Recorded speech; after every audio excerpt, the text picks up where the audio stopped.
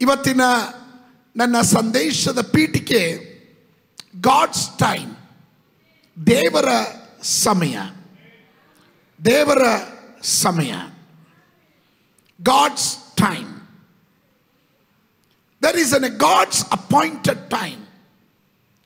ದೇವರು ನಿಯಮಿತಗೊಳಿಸಿರುವ ಸಮಯ ಒಂದಿದೆ. There is an appointed time to God to wait and to act. ದೇವರು ಕಾಯುವಂತ ಒಂದು ಸಮಯ ಇದೆ, ತನ್ನ ಕ್ರಿಯೆಯನ್ನು ತೋರಿಸುವಂತ ಒಂದು ಸಮಯ ಇದೆ. ನಾವು ದೇವರ ಮಕ್ಕಳು ಈ ಭೂಮಿಯಲ್ಲಿ ಜೀವಿಸುವ ದಿನವೆಲ್ಲ ನಮ್ಮ ಒಂದು ಪ್ರಾರ್ಥನೆ ಇದೆ. ಆ ಪ್ರಾರ್ಥನೆಯ ವಿಷಯ, ಮುಖ್ಯವಾದಂಥ ವಿಷಯ, ದೇವರೇ ನಿನ್ನ ಮಾರ್ಗವನ್ನು ನನಗೆ ತೋರಿಸು, ನಿನ್ನ ಚಿತ್ತವನ್ನು ನನಗೆ ತೋರಿಸು.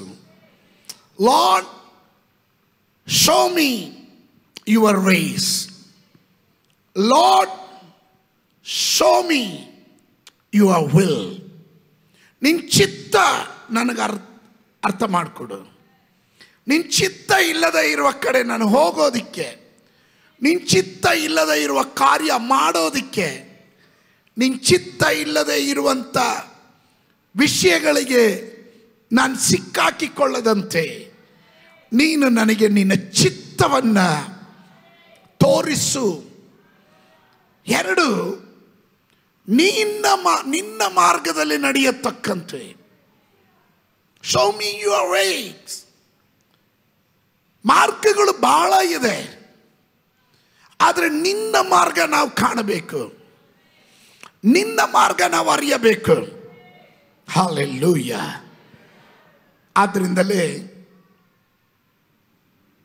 ಇವುಗಳನ್ನು ಅರ್ಥ ಮಾಡಿಕೊಳ್ಳಬೇಕಾದ್ರೆ ದೇವರ ಸಮಯ ನಮ್ಮ ಜೀವನದಲ್ಲಿ ಅಷ್ಟೇ ಪ್ರಾಮುಖ್ಯತೆ ಉಳ್ಳದು ಎಂಬುದನ್ನು ನಾವು ಮನದಟ್ಟು ಮಾಡಿಕೊಳ್ಳಬೇಕು. It's so important God's time to be understand. ನಾವು ಅರ್ಥ ಮಾಡಿಕೊಳ್ಳದೆ ಹೋದರೆ somewhere we are missing the track. ದೇವರ ಮಾರ್ಗ ತಪ್ಪಬಹುದು, ದೇವರ ಚಿತ್ತಕ್ಕೆ ವಿರುದ್ಧವಾಗಿ ಹೋಗಬಹುದು. It's a timing, it's perfect timing. ಸೂಕ್ತವಾದ ಸಮಯ, ನಿಯಮಿತವಾದ ಕಾಲ. ನಾವು ಸತ್ಯವೇದ ಗ್ರಂಥದಲ್ಲಿ ಸುಮಾರು ಸಂದರ್ಭಗಳಲ್ಲಿ ನಾನು ಇದನ್ನು ಎಚ್ಚರಿಸಿದ್ದೇನೆ. ದಾರಿ ಮಗ್ಗಲಲ್ಲಿರುವಂಥ ಕುರುಡ ಬಾರ್ತಿಮ, ತಿಮಾಯನ ಮಗನಾದ ಬಾರ್ತಿಮನು, ಅವನ ಅನೇಕ ದಿವಸಗಳಿಂದ, ಸುಮಾರು ವರ್ಷಗಳಿಂದ ಅವನ ದಾರಿ ಮಗ್ಗಲಲ್ಲಿ ಕುಳಿತು ಭಿಕ್ಷೆ ಬೇಡ್ತಾ ಇದ್ದ, ಭಿಕ್ಷುಕ. ಆ ಮಾರ್ಗದಲ್ಲಿ ಸುಮಾರು ಜನ ಹೋದ್ರು, ಸುಮಾರು ಕಾರ್ಯಗಳು ದೈನಂದಿನ ಜೀವನದಲ್ಲಿ ಅವನು ಕಾಣ್ತಾ ಇಲ್ಲ, ಕೇಳಿಸ್ಕೊಳ್ತಾ ಇದ್ದ. ಅವನ ಜೀವನನು ಅದರ ಮಧ್ಯದಲ್ಲಿ ಸಾಕ್ತಾ ಹೋಗ್ತಿತ್ತು, ಆದರೆ ಕಾಣ್ತಾ ಇರಲಿಲ್ಲ, ಕುರುಡನಾಗಿದ್ದ. ಆದರೆ ಒಂದು ದಿವಸ ಅವನೆಂದು ಕೇಳದೇ ಇರುವ ರೀತಿಯಲ್ಲಿ ಒಂದು ವಾರ್ತೆ ಕೇಳಿದನು. ಈ ಮಾರ್ಗವಾಗಿ ಯೇಸು ಸ್ವಾಮಿ ಬರುತ್ತಿರುವಂಥ ವಾರ್ತೆ ಅವನು ಕೇಳ್ತಾನೆ.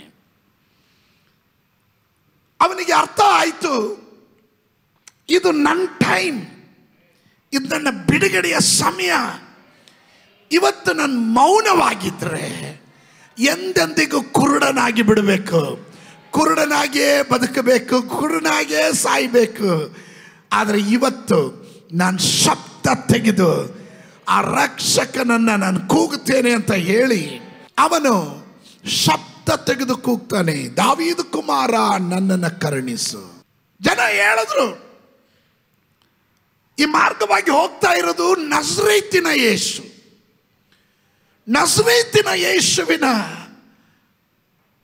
ಅರ್ಥ ಅಂದರೆ ನಜರೇತಿನಿಂದ ಯಾವ ಶುಭವೂ ಬರೋದಿಲ್ಲ.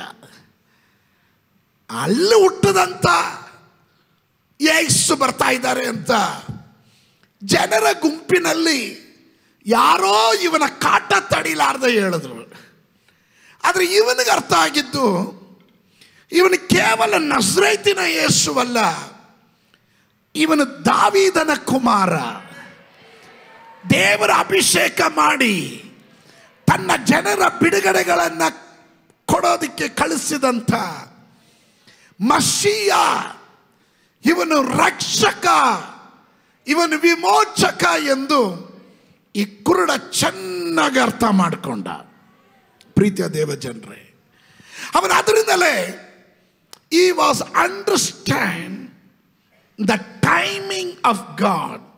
ದೇವರ ಸಮಯವನ್ನು ಸರಿಯಾಗಿ ಅರ್ಥ ಮಾಡಿಕೊಂಡ.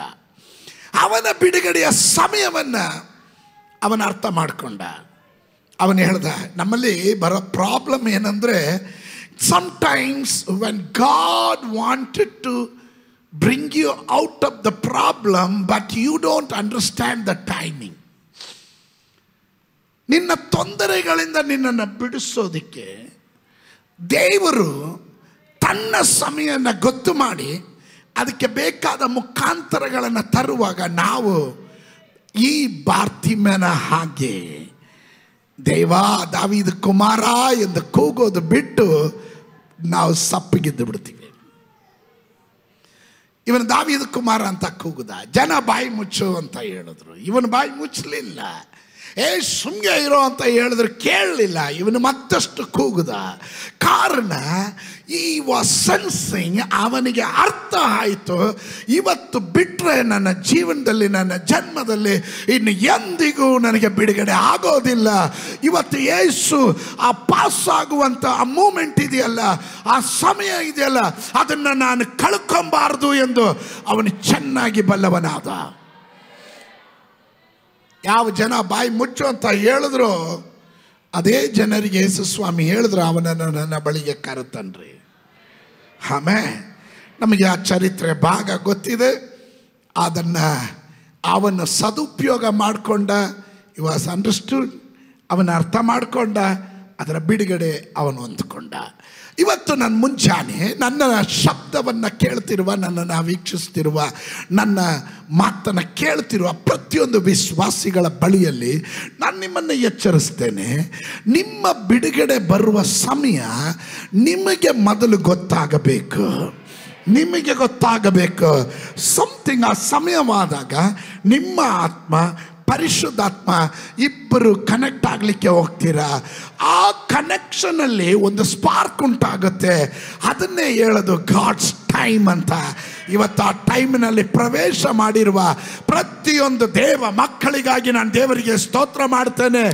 ನಾನು ದೇವರನ್ನ ಕೊಂಡಾಡುವಂತನಾಗಿದ್ದೇನೆ. Let me explain. How can we recognise God's timing? ನಾವು ಯಾವ ರೀತಿ ದೇವರ ಸಮಯವನ್ನು ಕಂಡುಕೊಳ್ಳಲಿಕ್ಕೆ ಅಥವಾ ಅರ್ಥ ಮಾಡಿಕೊಳ್ಳಲಿಕ್ಕೆ ಸಾಧ್ಯ? According to the Bible, for everything there is an appointed time and season. ಅದನ್ನೇ ಪ್ರಸಂಗಿಗಳ ಪುಸ್ತಕದಲ್ಲಿ ನಾವು ಓದಿದ್ವಿ. ಪ್ರತಿಯೊಂದು ಕಾರ್ಯಕ್ಕೂ ಕಾಲವು ಕ್ಲುಪ್ತವಾಗಿದೆ. ಆಕಾಶದ ಕೆಳಗಡೆ ನಡೆಯುವ ಒಂದೊಂದು ಕೆಲಸಕ್ಕೂ ತಕ್ಕ ಸಮಯ ಉಂಟು. ಹುಟ್ಟೋ ಸಮಯ, ಸಾಯೋ ಸಮಯ, ನೆಡುವ ಸಮಯ, ನೆಟ್ಟದನ್ನು ಕಿತ್ತಾಕುವ ಸಮಯ, ಕೊಲ್ಲುವ ಸಮಯ, ಸ್ವಸ್ಥ ಮಾಡುವ ಸಮಯ, ಕೆಡವಿ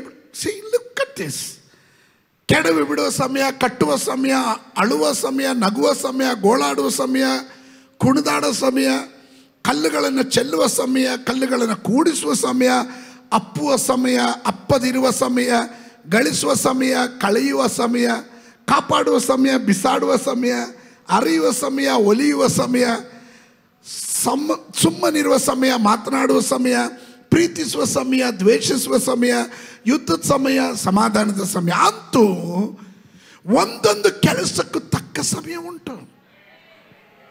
ಒಂದೊಂದು ಕೆಲಸಕ್ಕೂ ತಕ್ಕ ಸಮಯ ಉಂಟು.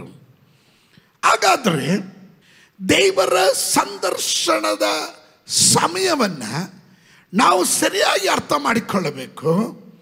ಅರಿಯದೆ ಹೋಗುವುದು ಭಯಂಕರವಾದ ಅಪಾಯಕ್ಕೆ ಕಾರಣವಾಗಬಹುದು, ದುರಂತಕ್ಕೆ ಕಾರಣವಾಗಬಹುದು.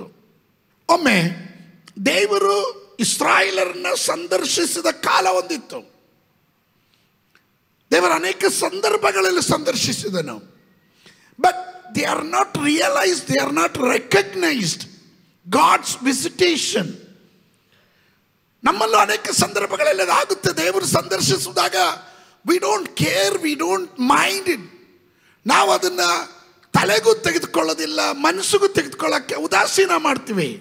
ದೈವ ಸಂದರ್ಶನದ ಸಮಯ ಬಂದಾಗ ಅದರಿಂದಲೇ ಯೇಸು ಸ್ವಾಮಿ ಹೀಗೆ ಹೇಳಿದ್ರು. ಲೂಕನ ಬರೆದ ಸುವಾರ್ತೆ 19ನೇ ಅಧ್ಯಾಯ 41ನೇ ವಾಕ್ಯದಿಂದ 44ನೇ ವಾಕ್ಯದವರೆಗೂ. Book of Saint Luke chapter 19. ಸತ್ಯವೇದ ಗ್ರಂಥ ತಂದರು ಎಲ್ಲರೂ ತೆರಿಬೇಕು. I am going to teach something very important. ಅದಕ್ಕೆ ನಾನು ಶಾಂತವಾಗಿ ಮಾತನಾಡ್ತಾ ಇದ್ದೀನಿ. ಲೂಕನ ಬರೆದ ಸುವಾರ್ತೆ 19ನೇ ಅಧ್ಯಾಯದ 41ನೇ ವಾಕ್ಯದಿಂದ 44ನೇ ವಾಕ್ಯದವರೆಗೂ ಯೇಸು ಸ್ವಾಮಿ ತಾನು ಹೀಗೆ ಹೇಳ್ತಾನೆ. ತರುವಾಯ ಆತನ ಸಮೀಪಕ್ಕೆ ಬಂದಾಗ ಪಟ್ಟಣವನ್ನು ನೋಡಿ ಅದರ ವಿಷಯವಾಗಿ ಹತ್ತು, ನೀನಾದರೂ ಸಮಾಧಾನಕ್ಕೆ ಬೇಕಾದದನ್ನು ಇದೇ ದಿನದಲ್ಲಿ ತಿಳಿದುಕೊಂಡರೆ ಎಷ್ಟೋ ಒಳ್ಳೆಯದು. ಆದರೆ ಈಗ ಅದು ನಿನ್ನ ಕಣ್ಣಿಗೆ ಮರೆಯಾಗಿದೆ. ದೇವರು ನಿನಗೆ ದರ್ಶನ ಕೊಟ್ಟ ಸಮಯವನ್ನು ನೀನು ತಿಳಿದುಕೊಳ್ಳಲಿಲ್ಲವಾದುದರಿಂದ ನಿನ್ನ ವೈರಿಗಳು ಒಡ್ಡುಗಟ್ಟಿ ನಿನ್ನ ಸುತ್ತಲೂ ಮುತ್ತಿಗೆ ಹಾಕಿ ಎಲ್ಲ ಕಡೆಗಳಲ್ಲಿಯೂ ನಿನ್ನನ್ನು ಬಂದು ಮಾಡಿ ನಿನ್ನನ್ನು, ನಿನ್ನೊಳಗಿರುವ ನಿನ್ನ ಜನರನ್ನು ನಿರ್ಮೂಲ ಮಾಡಿ ನಿನ್ನಲ್ಲಿ ಕಲ್ಲಿನ ಮೇಲೆ ಕಲ್ಲು ನಿಲ್ಲದಂತೆ ಮಾಡುವ ದಿವಸಗಳು ನಿನ್ನ ಮೇಲೆ ಬರುವವು ಅಂದನು. ಸಂದರ್ಭ ನಿಮಗೆಲ್ಲರಿಗೂ ಗೊತ್ತಿದೆ. ಯೆರೂಸಲೇಮನ್ನು ನೋಡಿ ಯೇಸು ಸ್ವಾಮಿ ನುಡಿತಿರುವಂಥ ಮಾತು. ದೇವರು ಸಂದರ್ಶಿಸುವಂಥ ಕಾಲ ಅವರು ತಿಳಿದುಕೊಳ್ಳಲಿಲ್ಲ. They are not recognised, they are not realised God's visitation. ದೇವರ ಆ ಡೀಲಿಂಗ್ಸ್ ಅನ್ನು ಅರ್ಥ ಮಾಡಿಕೊಳ್ಳಲಿಲ್ಲ. ದೇವರು ಮಾತನಾಡಿದ ಶಬ್ದವನ್ನು ಕೇಳಲಿಲ್ಲ. ದೇವರು ಹೇಳಿದ ಆಲೋಚನೆಗೆ ವಿಧೇಯರಾಗಲಿಲ್ಲ. ಇವತ್ತು ನಾವು ಇಸ್ರಾಯೇಲನ್ನು ನೋಡುವಾಗ ಕಾಣ್ತಾ ಇರೋದು ಅದನ್ನೇ. ಯೇಸು ಸ್ವಾಮಿ ಒಂದು ಮಾತು ಹೇಳಿದ್ರು, ನಿನ್ನ ಸಮಾಧಾನದ, ನೋಡ್ರಿ ಆ ಪದ ನೋಡ್ರಿ ನನಗೆ ಬಹಳ ಇಷ್ಟ ಆಯಿತು. ನೀನಾದರೂ ಸಮಾಧಾನಕ್ಕೆ ಬೇಕಾದದನ್ನು ಇದೇ ದಿನ ತಿಳಿದುಕೊಂಡ್ರೆ ಎಷ್ಟೋ ಒಳ್ಳೆಯದಾಗ್ತಿತ್ತು. ಆದರೆ ಅದು ನಿನ್ನ ಕಣ್ಣಿಗೆ ಮರೆಯಾಗಿದೆ, ಮರೆಯಾಗಿದೆ. ದೇವರು ಸಂದರ್ಶಿಸುವ ಸಮಯ, the visitation time, we must understand, ನಾವು ತಿಳಿದುಕೊಳ್ಳಬೇಕಾಗಿದೆ. ಇಲ್ಲವಾದರೆ ದೊಡ್ಡ ದುರಂತದಲ್ಲಿ ನಾವು ಹೋಗಿ ಬೀಳಬೇಕಾಗುತ್ತೆ. ನಾವೊಂದು ಪಕ್ಷ ದೇವರು ನಮ್ಮನ್ನು ಕನಸಿನ ಮೂಲಕ, ವಾಕ್ಯದ ಮೂಲಕ, ಪ್ರವಾದಿಗಳ ಮೂಲಕ, ದೈವ ಸೇವಕರು ನುಡಿಯುವ ವಚನದ ಮೂಲಕ ದೈವ ಸಂದರ್ಶನ ನಿಮ್ಮ ಹೃದಯಗಳಲ್ಲಿ ಬರ್ತಾ ಇರುತ್ತೆ. ನಿಮ್ಮನ್ನು ಎಚ್ಚರಿಸ್ತಾ ಇರ್ತಾರೆ ದೇವರು. Hey, come on, repent, this is your time, ಇದು ನಿನ್ನ ಸಮಯ, ನಿನ್ನ ಮನ ತಿರುಗು. ಈಗ ದೇವರ ಸಂದರ್ಶನದ ಸಮಯದಲ್ಲಿ ನೀನು ಎದ್ದು ದೇವರಿಗೆ ವಿಧೇಯನಾಗು. ಇದೆಲ್ಲ ಹೇಳಿದಾಗ ನೋ ಬಡಿ ಕೇರ್ಸ್. ಸಂಬಡಿ, ಯಾರಾದರೂ ಇದನ್ನ ತಿರಸ್ಕಾರ ಮಾಡುವಾಗ ಅವರ ಜೀವನದಲ್ಲಿ ದುರಂತದಲ್ಲಿ ಅಂತ್ಯ ಆಗ್ತಾರೆ ಅಂತ ನಾನು ಹೇಳಲಿಕ್ಕೆ ಬಯಸ್ತೀನಿ. ಪ್ರಾರ್ಥನೆ ಮಾಡಬೇಕು. ನೀನು ಪ್ರಾರ್ಥನೆ ಸರಿಯಾಗಿ ಮಾಡೋಕ್ಕಾಗಲ್ಲ. ದೇವರಿಗಾಗಿ ಏನೋ ಸೇವೆ ಮಾಡಬೇಕು, ಬಟ್ ಸೇವೆ ಮಾಡೋಕ್ಕಾಗಲ್ಲ. Because you are not understand the timing of God. ದೇವರ ಸಂದರ್ಶನದ ಸಮಯವನ್ನ ನೀವು ಸರಿಯಾಗಿ ಅರ್ಥ ಮಾಡಿಕೊಳ್ಳಿಲ್ಲ ಆದರೆ ಪ್ರಾರ್ಥನೆ ಮಾಡಬೇಕಾದ ರೀತಿಯಲ್ಲಿ ಪ್ರಾರ್ಥನೆ ಮಾಡೋಕ್ಕಾಗಲ್ಲ. ದೇವರ ಸೇವೆ ಮಾಡಬೇಕಾದ ರೀತಿಯಲ್ಲಿ ಸೇವೆ ಮಾಡೋಕ್ಕಾಗಲ್ಲ. ದೇವರ ಮಾರ್ಗದಲ್ಲಿ ನಡೆಯಬೇಕಾದ ರೀತಿಯಲ್ಲಿ ನಡೆಯೋಕ್ಕಾಗಲ್ಲ. ದೇವರ ಆಲೋಚನೆಗೆ ವಿಧೇಯರಾಗಬೇಕಾದ ರೀತಿಯಲ್ಲಿ ವಿಧೇಯರಾಗೋದಿಲ್ಲ. How to recognize or realize the visitation of God. ಯಾವ ರೀತಿಯಲ್ಲಿ ನಾವು ದೇವರನ್ನ, ಆತನ ಸಂದರ್ಶನವನ್ನು ಅರ್ಥ ಮಾಡಿಕೊಳ್ಳಲಿಕ್ಕೆ ಸಾಧ್ಯ? ಸರಿಯಾಗಿ ಅರ್ಥ ಮಾಡಿಕೊಳ್ಳುವುದು ಕೆಲವೊಂದು ಮಾರ್ಗಗಳುಂಟು. ಅದರಲ್ಲಿ ನಾನು ಒಂದೆರಡು ಮಾರ್ಗವನ್ನು ನಿಮ್ಮ ಮುಂದೆ ಇಡಲಿಕ್ಕೆ ಬಯಸ್ತೇನೆ. ಒಂದು ಪ್ರಾರ್ಥನೆ. ಮೊದಲನೇದಾಗಿ ಪ್ರಾರ್ಥನೆ so important. Prayer is nothing but communication with God. ದೇವರೊಟ್ಟಿಗೆ ಮಾಡುವ ಸಂಭಾಷಣೆ. ಯಾವ ವ್ಯಕ್ತಿ ನಿರಂತರವಾಗಿ ದೇವರ ಬಳಿ ಸಂಭಾಷಣೆ ಮಾಡ್ತಾ ಇರ್ತಾನೋ, ಪ್ರಾರ್ಥನೆ ಮಾಡ್ತಾ ಇರ್ತಾನೋ, ಆ ವ್ಯಕ್ತಿಗೆ ದೈವ ಸಂದರ್ಶನವನ್ನು ಅರ್ಥ ಮಾಡಿಕೊಳ್ಳೋದಕ್ಕೆ, ದೇವರ ಸಮಯವನ್ನು ಅರ್ಥ ಮಾಡಿಕೊಳ್ಳಲಿಕ್ಕೆ ಅವನಿಗೆ ಸಾಧ್ಯವಾಗುತ್ತೆ. ಅರ್ಥ ಆಗಲಿಲ್ಲ? ನಿರಂತರವಾಗಿ ಯಾವ ವ್ಯಕ್ತಿ, ಯಾವ ಕುಟುಂಬ, ಯಾವ ಸಭೆ, ಯಾವ ಜನ ದೇವರ ಸಮ್ಮುಖದಲ್ಲಿ ನಿರಂತರವಾಗಿ ಪ್ರಾರ್ಥನೆಯಲ್ಲಿ ತನ್ನನ್ನೇ ತಾನು ತೊಡಗಿಸ್ಕೊಳ್ತಾನೆ. ಅದಕ್ಕೆ ದೇವರ ವಾಕ್ಯ ಹೇಳ್ತಾರೆ, ಬೇಸರಗೊಳ್ಳದೆ ಪ್ರಾರ್ಥಿಸೋಣ. ಬೇಸರಗೊಳ್ಳದೆ ಪ್ರಾರ್ಥಿಸೋಣ. ಯಾಕೆ ಬೇಸರಗೊಳ್ಳದೆ ಪ್ರಾರ್ಥಿಸೋಣ? After some time some people will get feeling. ಅವರಿಗೆ ಅರ್ಥ ಆಗುತ್ತೆ, ಅಯ್ಯೋ ಇದರಿಂದಲ್ಲ ಏನು ಪ್ರಯೋಜನ ಇಲ್ಲ ಎನ್ನ ಭಾವನೆಯನ್ನ ಶತ್ರುವಾದ ಸೈತಾನ್ ತರ್ತಾನೆ. ಅವನು ದೈವ ಸಂದರ್ಶನವನ್ನ ನೀನು ಅರ್ಥ ಮಾಡಿಕೊಳ್ಳದೆ ಇರತಕ್ಕಂತೆ ನಿನ್ನನ್ನು ಪ್ರಾರ್ಥನೆಯಿಂದ ದೂರ ನಿಲ್ಲಿಸೋದಿಕ್ಕೆ ಪ್ರಯತ್ನ ಮಾಡ್ತಾನೆ. ಆದರೆ ಇವತ್ತು ನಾನು ನಿನಗೆ ಹೇಳುತ್ತೇನೆ, ನಿರಂತರವಾಗಿ ಯಾರಾದರೂ ಪ್ರಾರ್ಥನೆ ಮಾಡುವವರು ಇದರ ಒಳಗಡೆ ಇರೋದಾದರೆ ನಿನಗೆ ಒಂದು ಶುಭ ವರ್ತಮಾನ ಇದೆ. ದೇವರ ಸಮಯವನ್ನು ಅರ್ಥ ಮಾಡಿಕೊಳ್ಳೋದಕ್ಕೆ, ದೇವರ ಸಂದರ್ಶನವನ್ನು ಅರ್ಥ ಮಾಡಿಕೊಳ್ಳಲಿಕ್ಕೆ ನಿನಗೆ ಸಾಧ್ಯವಾಗುತ್ತೆ. Please try to understand. ಸರಿಯಾಗಿ ಅರ್ಥ ಮಾಡಿಕೊಳ್ಳ್ರಿ.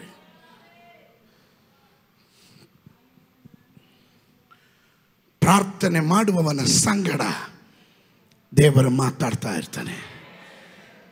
ಪ್ರಾರ್ಥನೆ ಮಾಡುವವನಿಗೆ ದೇವರು ದರ್ಶನ ಕೊಡ್ತಾನೆ. ಪ್ರಾರ್ಥನೆ ಮಾಡುವವನ ಬಳಿಯಲ್ಲಿ ದೇವರು ಒಡನಾಟ ಮಾಡ್ತಾ ಇರ್ತಾನೆ. ಪ್ರಾರ್ಥನೆ ಮಾಡುವವನಿಗೆ ದೇವರು ಮಾರ್ಗ ತೋರಿಸ್ತಾ ಇರ್ತಾನೆ. ಇವತ್ತಂಥವ್ರು ಯಾರಾದರೂ ಇರೋದಾದರೆ ನಿಮಗಿರುವ ಆಲೋಚನೆ, you will understand, you will recognise, you will realise the God's timing. ದೇವರ ಸಮಯವನ್ನು ನೀನು ಅರ್ಥ ಮಾಡಿಕೊಳ್ಳಬಲ್ಲೆ ಅಂಥವರು ಮಾತ್ರ ಗಟ್ಟಿಯಾಗಿ ಆಮೇನ್ ಹೇಳ್ರಿ. ಪಕ್ಕದಲ್ಲಿರೋರು ಕೈ ಕೊಟ್ಟು ಹೇಳ್ರಿ, ನಿರಂತರವಾದ ಪ್ರಾರ್ಥನೆಯ ಮೂಲಕ. until you understand the timing of God, ದೇವರ ಸಮಯವನ್ನು ಸರಿಯಾಗಿ ಅರ್ಥ ಮಾಡಿಕೊಳ್ಳದೆ, ಅವನ ಸಂದರ್ಶನವನ್ನು ಸರಿಯಾಗಿ ಅರ್ಥ ಮಾಡಿಕೊಳ್ಳದೆ, you can not work for God. ದೇವರಿಗೋಸ್ಕರ ಸೇವೆ ಮಾಡೋಕ್ಕಾಗಲ್ಲ.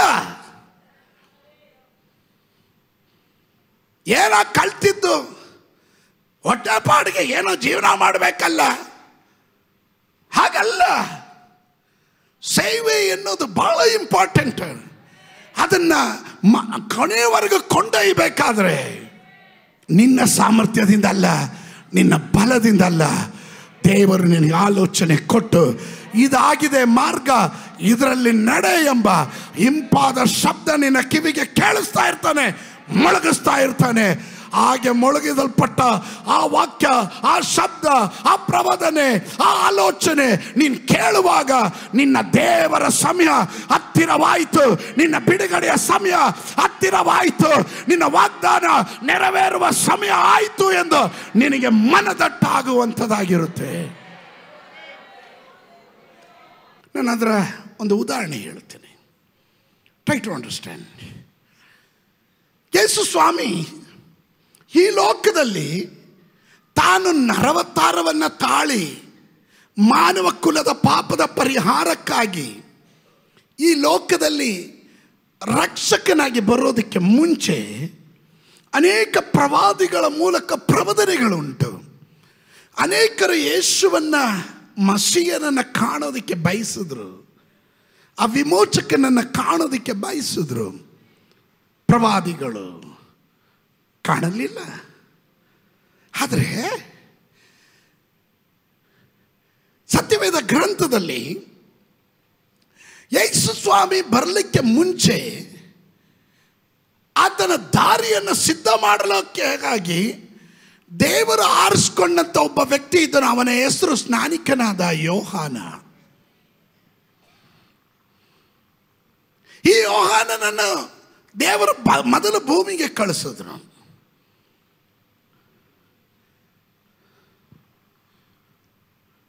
ಯಾಕೆ ಕಳಿಸಿದ್ದು? ಈ ಯೋಹಾನನ್ ಜನಿಸೋದಕ್ಕೆ ಮುಂಚೆ 2 ವ್ಯಕ್ತಿಗಳ ಶಕ್ತವಾದ ಪ್ರಾರ್ಥನೆಯ ಫಲ ರಿಸಲ್ಟ್ ಆಗಿತ್ತು ಯೋಹಾನನ್ನ ಜನನ.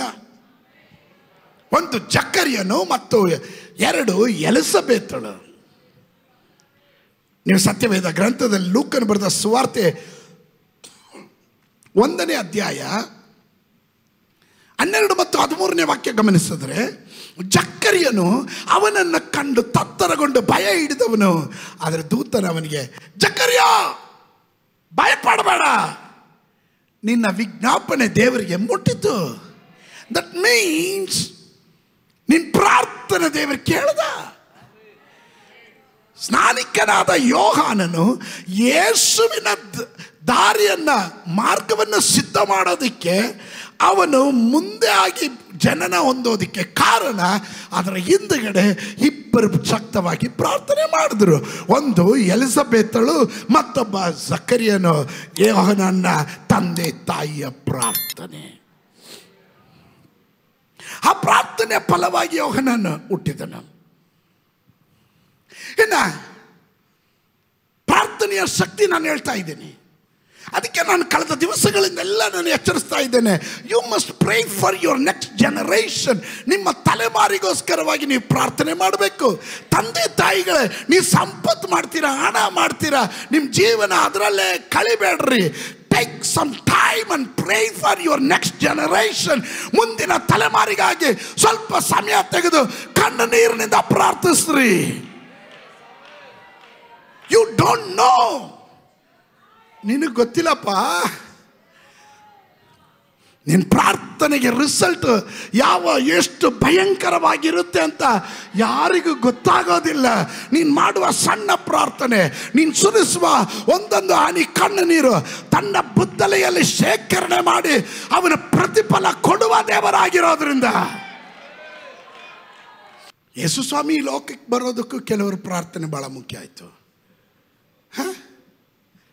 ಅನೇಕರು ಪ್ರಾರ್ಥನೆ ಮಾಡಿದ್ರು. ಅದರಲ್ಲಿ 2 ವ್ಯಕ್ತಿಗಳು ಪ್ರಧಾನವಾಗಿ ಪ್ರಾರ್ಥನೆ ಮಾಡಿದ್ರು. ಸತ್ಯವೇದ ಗ್ರಂಥದಲ್ಲಿ ನೀವು ಲೂಕನು ಬರೆದ ಸುವಾರ್ತೆ 2ನೇ ಅಧ್ಯಾಯದ 25ನೇ ವಾಕ್ಯದಿಂದ ಗಮನಿಸ್ರಿ. Book of Saint Luke chapter 2 verse 25 onwards. ಆ ಕಾಲದಲ್ಲಿ ಯೆರೂಸಲೇಮಿನಲ್ಲಿ ಸಿಮಿಯೋನೆಂಬ ಒಬ್ಬ ಮನುಷ್ಯನಿದ್ದನು. ಯಾರು? ಕಟಕಲ್ರಿ, ಸಿಮಿಯೋನನೆಂಬ ಒಬ್ಬ ಮನುಷ್ಯನಿದ್ದನು. ಆ ಮನುಷ್ಯನು ನೀತಿವಂತನು, ದೇವಭಕ್ತನಾಗಿದ್ದು ಇಸ್ರಾಯೇಲ್ ಜನರನ್ನು ಸಂತೈಸುವವನು, ಯಾವಾಗ ಬಂದಾನೋ ಎಂದು ಹಾರೈಸುತ್ತಾ ಇದ್ದನು. ನೀತಿವಂತನು, ದೇವಭಕ್ತನು ಆದ ಈ ಸಿಮಿಯೋನನು ಇಸ್ರಾಯೇಲ್ ಜನರ ಸಂತೈಸುವವನು, ಅಂದರೆ ವಿಮೋಚಕನು, ರಕ್ಷಕನು, ಮಸೀಯ ಯಾವಾಗ ಬರ್ತಾನೆ ಎಂದು ಅವನು ಹಾರೈಸ್ತಾ ಇದ್ದನು. ಮತ್ತು ಪವಿತ್ರಾತ್ಮ ಪ್ರೇರಿತನಾಗಿದ್ದನು. ಅದನ್ನು ಅಂಡರ್ಲೈನ್ ಮಾಡ್ಕೊಳ್ರಿ. ಪವಿತ್ರಾತ್ಮ ಪ್ರೇರಿತನಾಗಿದ್ದನು ಅಂದರೆ ದ ಟೈಮಿಂಗ್, ಪರಿಶುದ್ಧಾತ್ಮನ ನೋಡ್ರಿ, ದೇವರ ಸಮಯ ಹತ್ರ ಬಂದರೆ ಪರಿಶುದ್ಧಾತ್ಮನ ನಿನ್ನ ಒಳಗಡೆ ಭಯಂಕರವಾಗಿ ಆಕ್ಟಿವೇಟ್ ಆಗಿಬಿಡ್ತಾನೆ. ನಾನು ಅದಕ್ಕೆ ಹೇಳೋದು, ಸಮ್ಟೈಮ್ಸ್ ಪರಿಶುದ್ಧಾತ್ಮ ನಮ್ಗೆ ಆಲೋಚನೆ ಕೊಟ್ಟಾಗ ಕೆಲವರು ಅಂಗೀಕರಿಸಲ್ಲ, ಕೆಲವರು ಅದಕ್ಕೆ ಒಂಥರ ಇರುಸು ಮುರುಸು ತೋರಿಸ್ತಾರೆ, ಹಿಂಜರಿತಾರೆ. ಆಗ ನಾನು ಒಂದು ಹೇಳ್ತೇನೆ, ನೀವು ಕೇಳ್ತಿರೋ ಬಿಡ್ತಿರೋ, ನನಗೊಂದು ಪ್ರೇರಣೆ ಬಂದರೆ, ದೇವರ ಆತ್ಮನ ಪ್ರೇರಣೆ ಕೊಟ್ಟರೆ, ಇನ್ನು ಯಾರು ಬರ್ತಿರೋ ಬರಲ್ವೋ ನಾನು ಮುಂದೆ ಹೋಗ್ತೀನಿ. ಯಾಕೆ ಗೊತ್ತಾ, ಅದನ್ನು ಚೆನ್ನಾಗಿ ಆ ಟೈಮಿಂಗ್ ಮಿಸ್ ಮಾಡ್ಕೊಂಬಿಟ್ರೆ ಆಮೇಲೆ ಮತ್ತೆ ಭಾರಿ ಕಷ್ಟ. ಅದರಿಂದ ಆ ಟೈಮಿಂಗ್ ಮಿಸ್ ಆಗಬಾರ್ದು. ಅವನು, ಆ ಸಿಮಿಯೋನನು ಪವಿತ್ರಾತ್ಮ ಪ್ರೇರಿತನಾದನು. ಇದು ಅವನ ಒಳಗಡೆ ಬಂತು. ಅವನಷ್ಟು ಆಸಕ್ತಿಯಿಂದ ಇಸ್ರಾಯೇಲ್ ಜನರ ವಿಮೋಚಕನು, ಸಂತೈಸುವವನು ಬರೋದಕ್ಕೆ, ಹಾರೈಸೋದಕ್ಕೆ ಕಾರಣ ಪವಿತ್ರಾತ್ಮನು ಅವನನ್ನು ಪ್ರೇರಣೆ ಮಾಡ್ತಾ ಇದ್ದನು. Come on, somebody shout hallelujah.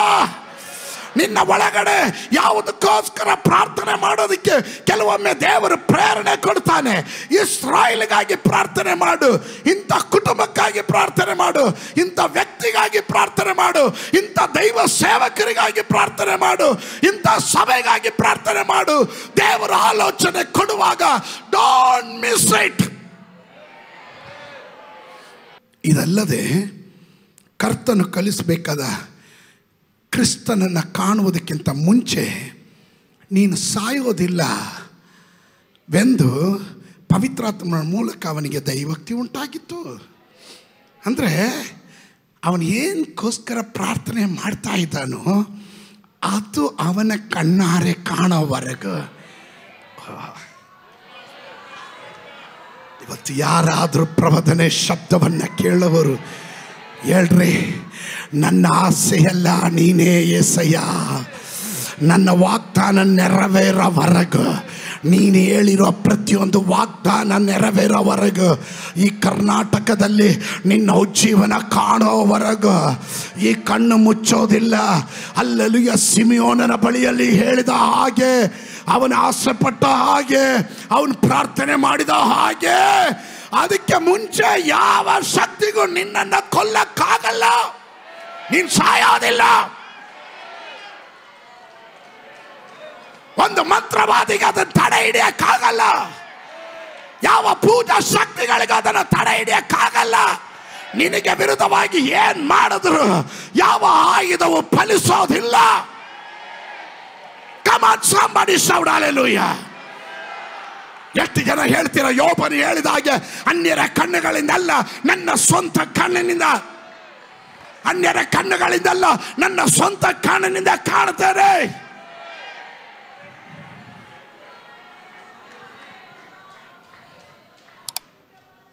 I pray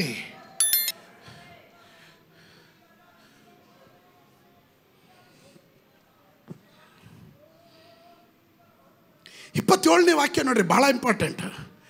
ಇವನು ಪವಿತ್ರಾತ್ಮನ ಪ್ರೇರಣೆಯಿಂದ ದೇವಾಲಯಕ್ಕೆ ಬಂದರು. ಅಂದರೆ ಇವನ ಆಕಸ್ಮಿಕವಾಗಿ ಬರಲಿಲ್ಲ, ಅಚಾನಕ್ಕಾಗಿ ಬರಲಿಲ್ಲ, ಬೈ ಮಿಸ್ಟೇಕ್ ಆಗಿ ಬರಲಿಲ್ಲ. ಇವನ್ ದೇವಾಲಯಕ್ಕೆ ಬಂದು ಇವತ್ತು ಎಷ್ಟು ಜನ ಅದನ್ನು ಹೇಳ್ತಿರೋ ಗೊತ್ತಿಲ್ಲ. ನಾನು ಸುಮ್ಗೆ ಬರಲಿಲ್ಲ, ದೇವರ ಆತ್ಮನ ಪ್ರೇರಣೆಯೊಂದಿಗೆ. ಕಮಾನ್,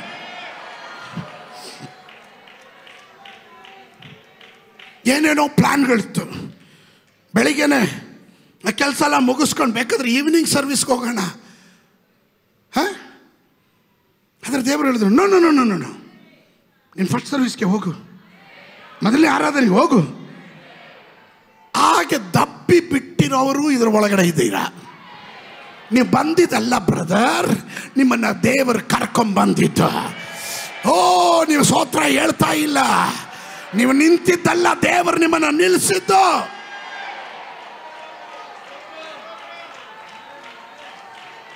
ಇದು ಪವಿತ್ರಾತ್ಮನ ಪ್ರೇರಣೆಯಿಂದ. ಸಿಮಿಯೋನನು ದೇವಾಲಯದಲ್ಲಿ ಅವನ ದೇವಾಲಯಕ್ಕೆ ಬರೋದು ದೇವರ ಪ್ರೇರಣೆ ಇರಬೇಕಂತೆ. ಪಕ್ಕದಲ್ಲಿರೋ ಕೈ ಕೊಟ್ಟು ಮುಖ ನೋಡಿ ಹೇಳ್ರಿ, ನೀವು ಬಂದಿದ್ದಲ್ಲ, ದೇವರ ಪ್ರೇರಣೆಯಿಂದ ನೀವು ಬಂದಿದ್ದೀರಾ ಅಂತ ಹೇಳ್ರಿ.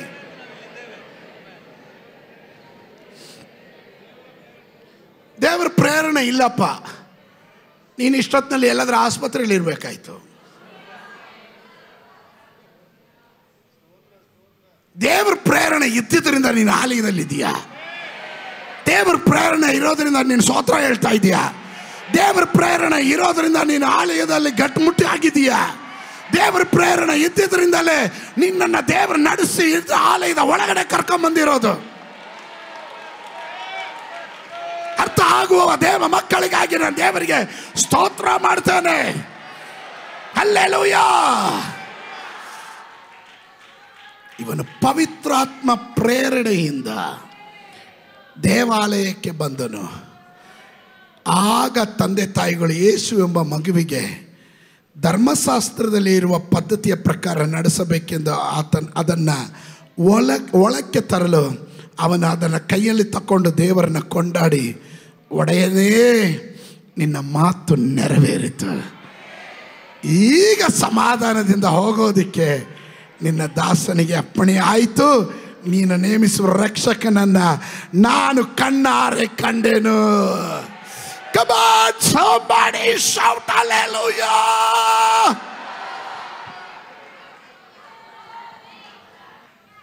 See, ದೇವರ ಆತ್ಮನ ಪ್ರೇರಣೆ ಕೊಟ್ಟು ನೀನೊಂದೊಂದು ಜಾಗಕ್ಕೆ ಕರ್ಕೊಂಡು ಹೋದರೆ, ನಿನ್ನೊಂದು ಸ್ಥಳಕ್ಕೆ ಕರ್ಕೊಂಡು ಹೋದರೆ, ದೇವ್ರಿಗೆ ಗೊತ್ತು ಅಲ್ಲಿ ನಿನಗೇನೋ, ನೀನು ಯಾವುದನ್ನು ಎದುರು ನೋಡ್ತಾ ಇದ್ದೋ, ಯಾವುದಕ್ಕೋಸ್ಕರ ಕಾಯ್ತಾ ಇದ್ದೋ, ಅದು ನಿನ್ನ ಕೈಗೆ ಬರತಕ್ಕಂತೆ, ಅದು ನಿನ್ನ ಕಣ್ಣು ಕಾಣತಕ್ಕಂತೆ, ನಿನ್ನ ವಾಗ್ದಾನ ನೆರವೇರತಕ್ಕಂತೆ. Come on, somebody shout hallelujah. ಯೇಸುವಿನ ನಾಮದಲ್ಲಿ ಪ್ರಾರ್ಥನೆ ಮಾಡುವವರ ಕುರಿತು ನಾನು ಮಾತಾಡ್ತಾ ಇದ್ದೇನೆ. ನಿರಂತರವಾಗಿ ಪ್ರಾರ್ಥನೆ ಮಾಡುವವರ ಮೇಲೆ ದೇವರ ಸಂದರ್ಶನ. ಪವಿತ್ರಾತ್ಮನ ಪ್ರೇರಿತನಾಗಿ ಇವನು ಹೋಗೋದಕ್ಕೂ ಅವ್ರ ಮಗುವನ್ನು ತರೋದಕ್ಕೂ, ಆ ಮಗುವನ್ನು ಧರ್ಮಶಾಸ್ತ್ರದ ಪ್ರಕಾರ 8ನೇ ದಿವಸ ಸುನ್ನತಿ ಮಾಡಿಸೋದಕ್ಕೆ ತರ್ತಾ ಇರೋದು. ಆ ಮಗುವನ್ನು ಕಂಡಾಗ ಕೈಗೆತ್ಕೊಂಡು ಅವನ ದೇವರಿಗೆ ಥ್ಯಾಂಕ್ಸ್ ಹೇಳ್ತಾ ಇದ್ದಾನೆ. ಈ ತಿಂಗಳು ಮುಗಿಯೋಷ್ಟರಲ್ಲಿ ನಾನು ಪ್ರಬೋಧನೆ ಹೇಳ್ತಾ ಇದ್ದೇನೆ. ವಿಷಯದಲ್ಲಿ ದೇವರು ನಿನಗೆ ದರ್ಶನ ಕೊಟ್ಟು ವಾಗ್ದಾನ ಮಾಡಿದನು, ಅದು ನಿನ್ನ ಕಣ್ಣು ಕಾಣತಕ್ಕಂತೆ, ನಿನ್ನ ಕೈಯಲ್ಲಿ ಹಿಡಿಯತಕ್ಕಂತೆ ದೇವರು ನಿನಗಾಗಿ ಈ ಜೂನ್ ತಿಂಗಳ ಒಳಗಡೆ ಅದು ಮುಗಿಯೋಷ್ಟರಲ್ಲಿ ನಿನಗಾಗಿ ಒಂದು ಅದ್ಭುತ ಮಾಡ್ತಾನೆ. ನಾನು ಪ್ರಬೋಧನೆ ನುಡಿತಾ ಇದ್ದೇನೆ. ಅದು ನಿನ್ನ ಕುಟುಂಬದಲ್ಲಿ ನೀನು ಕಾಣ್ತೀಯ, ನಿನ್ನ ಮಕ್ಕಳ ಜೀವನದಲ್ಲಿ ನೀನು ಕಾಣ್ತೀಯ, ಈ ಸಭೆ ನಾವು ಕಾಣ್ತೇವೆ, ಯೇಸುವಿನ ನಾಮದಲ್ಲಿ ನಾವು ಕಾಣ್ತೇವೆ. ಹಲ್ಲೆಲೂಯಾ. ನಾನು ದೇವರಿಗೆ ಥ್ಯಾಂಕ್ ಯು ಹೇಳ್ತೀರಾ?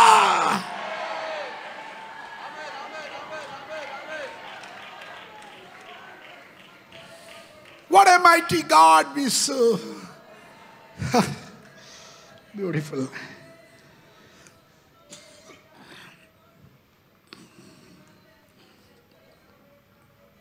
ಎರಡು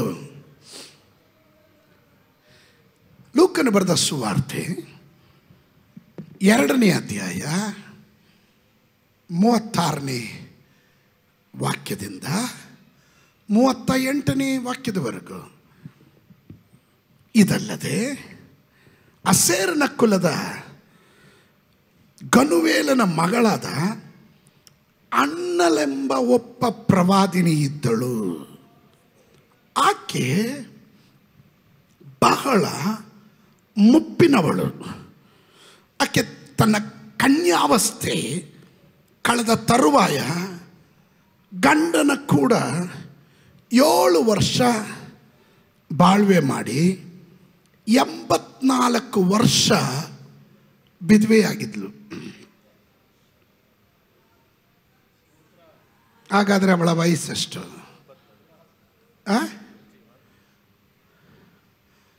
ಹಾಗಾದರೆ ಅವಳ ವಯಸ್ಸೆಷ್ಟು? 84 ವರ್ಷ ವಿಧವೆಯಾಗಿದ್ಲು.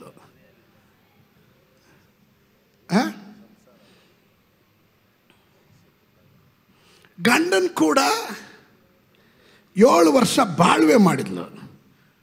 84 7 ಎಷ್ಟಾಯಿತು? 91. ಇವಳು ಕನ್ಯಾವಸ್ಥೆ ಮುಗಿಸಿದ್ದು ಅಂದರೆ ನನಗನ್ನಿಸ್ದಂಗೆ ಇನ್ನೊಂದು 12, 13, 14, 15 ಸ್ತೋತ್ರ ಅದನ್ನು ಹ್ಯಾಡ್ ಮಾಡ್ರಿ ಸ್ತೋತ್ರ.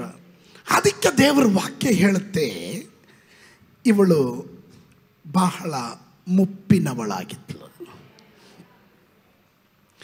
ಆಕೆ ದೇವಾಲಯವನ್ನ ಬಿಟ್ಟು ಹೋಗದೆ 84 ವರ್ಷ ಗಂಡನಿಲ್ಲ,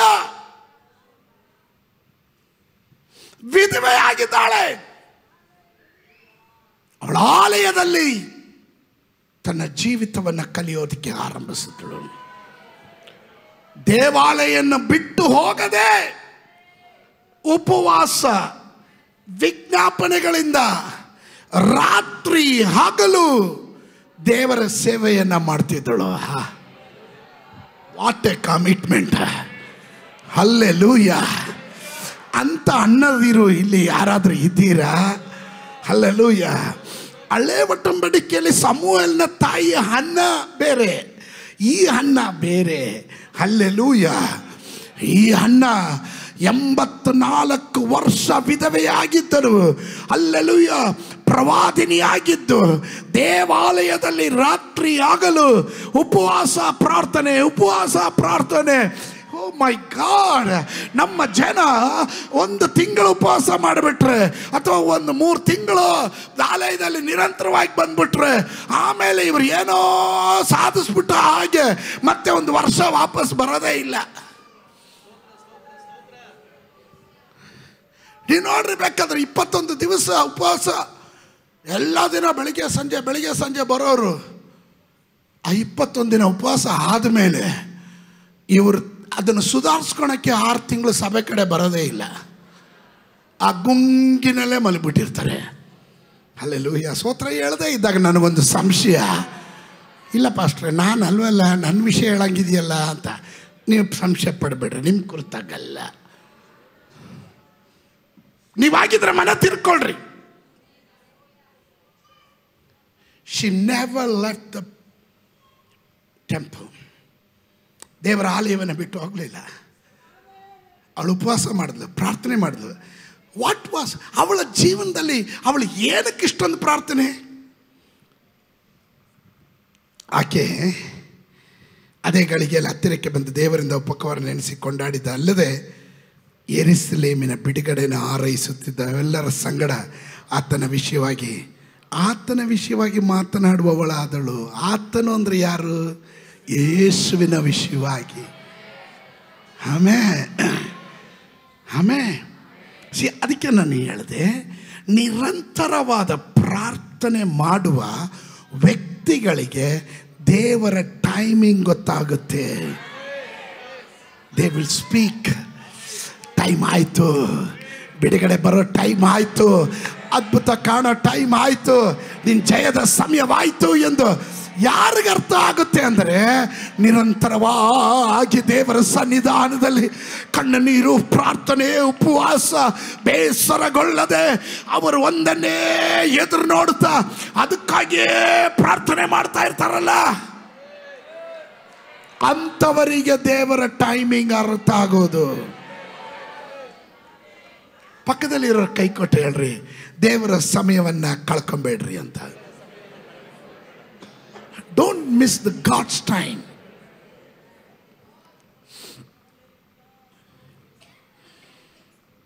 ಇವರ ಪ್ರತ್ಯೇಕತೆ, ಇವರ ದೇವಾಲಯವನ್ನು ಬಿಟ್ಟು ಹೋಗದೆ ಉಪವಾಸ ವಿಜ್ಞಾಪನೆಗಳಿಂದ ರಾತ್ರಿ ಹಗಲು ದೇವರ ಸೇವೆ ಮಾಡ್ತಾ ಇದ್ರು. Let me go one more step. ಈ ಲೋಕದಲ್ಲಿ ಸಭೆ ಈ ಭೂಮಿಯಲ್ಲಿ ಸ್ಥಾಪನೆ ಮಾಡುವಾಗ ಲೂಕನು ಬರೆದ ಸುವಾರ್ತೆ 24:49 ಪ್ರಕಾರ ವಾಗ್ದಾನ ಮಾಡಿದ ವಾಗ್ದಾನ, ತಂದೆ ವಾಗ್ದಾನ ಮಾಡಿದ ಪ್ರಕಾರ ಆ ಪವಿತ್ರಾತ್ಮನು ನಿಮ್ಮ ಬಳಿಗೆ ಬರುವವರೆಗೂ ನೀವು ಅದನ್ನು ಪವಿತ್ರಾತ್ಮನನ್ನು ಹೊಂದುವ ತನಕ ಈ ಪಟ್ಟಣದಲ್ಲಿ ಕಾತ್ಕೊಂಡಿರ್ರಿ. 120 ಜನ ಯೇಸು ಸ್ವಾಮಿ ಪುನರುತ್ಥಾನ ಹೊಂದಿ 40 ದಿವಸ ಈ ಭೂಮಿಯಲ್ಲಿ ಅನೇಕರಿಗೆ ಕಾಣಿಸ್ಕೊಂಡ್ರು. ಕಡೆಯದಾಗಿ ತಾನು ಇನ್ನೇನು ಪರಲೋಕಕ್ಕೆ ಹೇರಿ ಹೋಗಬೇಕು. ಆ ಸಂದರ್ಭದಲ್ಲಿ ಹೇಳ್ತಾ, ಹೇ ಗಲಿಲಿಯ ಪುರುಷರೇ, ನೀವು ಯಾಕೆ ಈಗ ನೋಡ್ತಾ ಇದ್ದೀರಾ? ದೇವದೂತರು ಹೇಳ್ತಾ ಇದ್ದಾರೆ, ನಿಮ್ಮನ್ನು ಬಿಟ್ಟು ಏರಿ ಹೋದ ಯೇಸು ಸ್ವಾಮಿ ತಾನು ಹೇಗೆ ಏರಿ ಹೋದನೋ ಹಾಗೆ ಅವನ ಮೇಘಾರೂಢನಾಗಿ ಒಂದು ದಿನ ಇಳಿದು ಬರ್ತಾನೆ.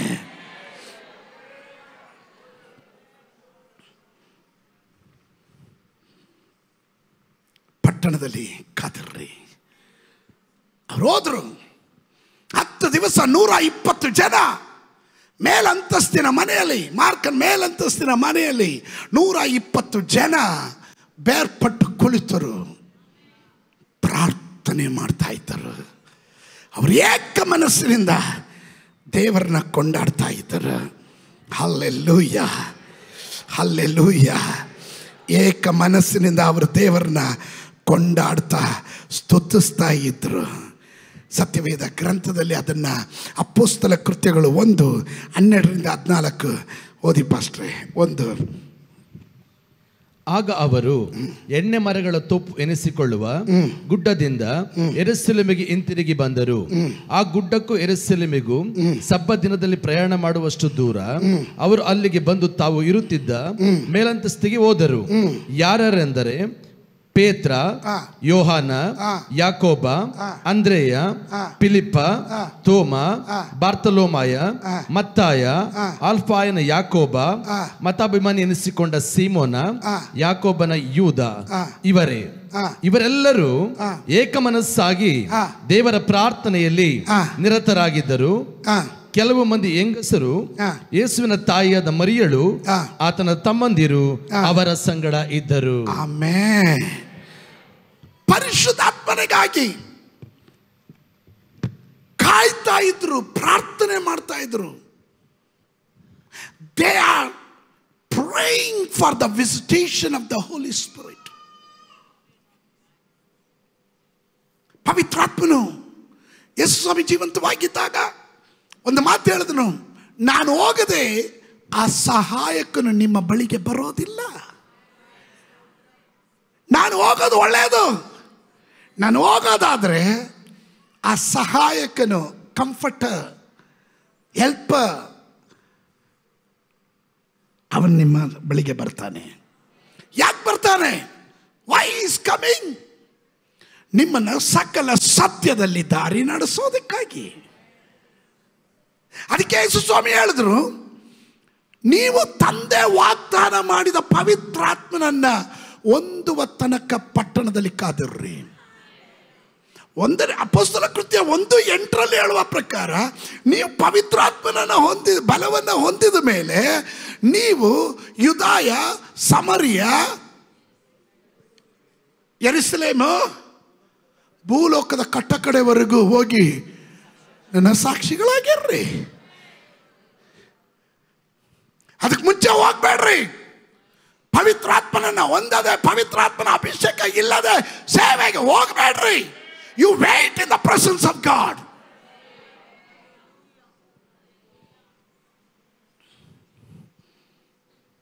ಆತ್ಮನ ಅಭಿಷೇಕ ಇರಲ್ಲ, ನಾಲ್ಕು ವಾಕ್ಯ ಸರಿಯಾಗಿ ಗೊತ್ತಿರಲ್ಲ, ಅದರ ಹಿನ್ನೆಲೆ ಗೊತ್ತಿರಲ್ಲ. ಸುಮ್ಗೆ ದೇವರು ನಮ್ಮನ್ನು ಸೇವೆ ಕರೆದಿದ್ದಾನೆ ಅಂತ ಹೇಳಿ ಮನೆಗಳಲ್ಲೋ ಅಥವಾ ಸ್ತೋತ್ರ ಮುಕ್ತರಾದವ್ರನ್ನ ವಂಚಿಸೋದಕ್ಕೆ ಇಳಿದಿರುವ ಒಂದು ದಂಡೇ ಇದೆ.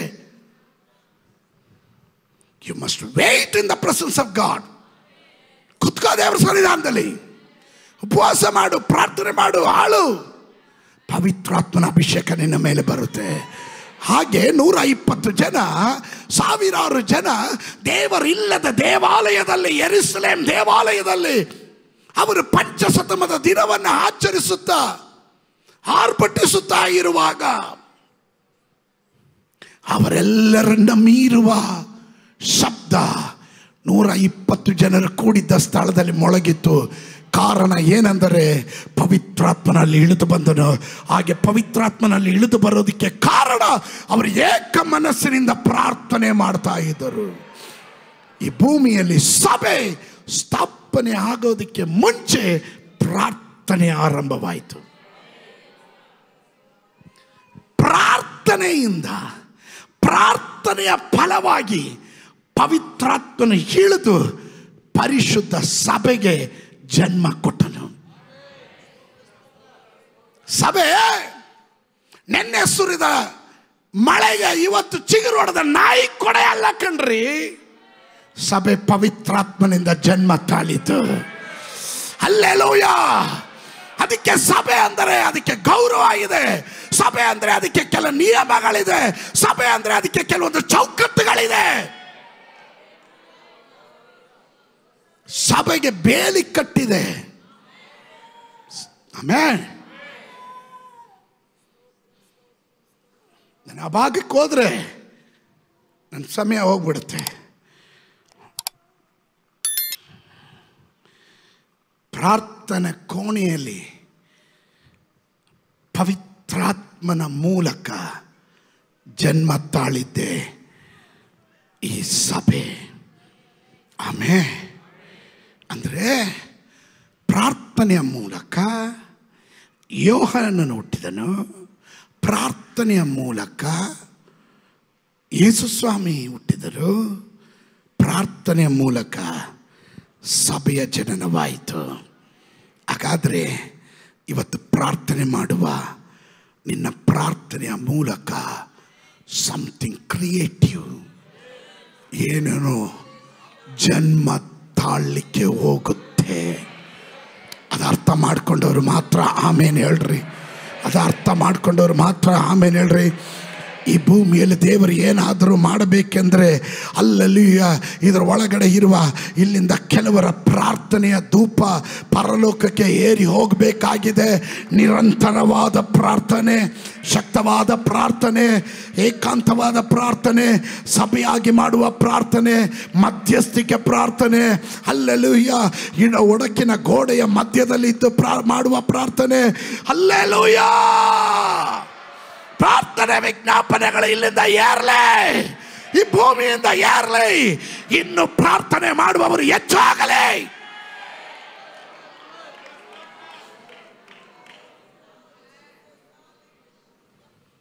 ಪಕ್ಕದಲ್ಲಿರೋ ಕೈ ಕೊಟ್ಟು ಹೇಳ್ರಿ, ಇದುವರೆಗೂ ಮಾಡದೇ ಇರುವ ರೀತಿಯಲ್ಲಿ ಹೆಚ್ಚಾಗಿ ಪ್ರಾರ್ಥಿಸ್ರಿ ಅಂತ ಹೇಳ್ರಿ. ನೀವು ನನ್ನ ಜೊತೆ ಇದ್ದೀರಾ? Because of the lack of prayer, ಪ್ರಾರ್ಥನೆಯ ಕೊರತೆ ಅನೇಕ ವಾಗ್ದಾನಗಳು ನೆರವೇರದೇ ಇರೋದಕ್ಕೆ ಕಾರಣ. ಪ್ರಾರ್ಥನೆಯ ಕೊರತೆ ಅನೇಕ ದೈವಿಕವಾದ ಕಾರ್ಯಗಳು ನಡೆಯದೇ ಇರೋದಕ್ಕೆ ಕಾರಣ. ಪ್ರಾರ್ಥನೆ ಮಾಡಿದ್ರೆ ಪ್ರಾರ್ಥನೆಯನ್ನು ದಾಟಿ ಹೋಗುವ ದೇವರಲ್ಲ, ನಾನು ನೀನು ಸೇವಿಸುವ ದೇವರು. ಪ್ರಾರ್ಥನೆಗೆ ಉತ್ತರ ಇದೆ ಎಂದು ನಂಬುವವರು ಯಾರಾದರೂ ಇದರ ಒಳಗಡೆ ಇದ್ರೆ ಗಟ್ಟಿಯಾಗಿ ಒಂದು ಆಮೇಲೆ ಹೇಳ್ರಿ. ಕಮಾನ್ ಸಂಬಡಿ, ಗಟ್ಟಿಯಾಗಿ ಒಂದು ಆಮೇಲೆ ಹೇಳಿದ್ರೆ